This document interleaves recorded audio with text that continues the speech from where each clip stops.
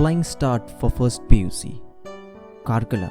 Krishking Education Foundation, prestigious institution in Karkala, organized the Freshers' Day program for first PUC students. The guest of honor on this occasion was Reverend Father Prem Prakash from Saverapura Church, Belwai. After inaugurating the program, he said, "Children should enjoy the life. Put your heart and soul in action and you will achieve your goals." Addition to this, he also said that life without education is like sky without moon. Another guest of respect, Simon Mascaranus, said parents should provide only the necessary things to children and children should be confident.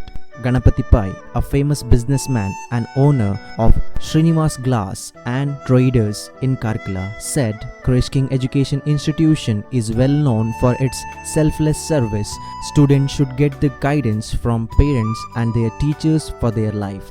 Dr. Peter Fernandes, president of Krishking Institution and principal of Alwas Engineering College, said students should enjoy learning. We don't segregate in providing education and we focus also on discipline here. Parents should look out for their children always.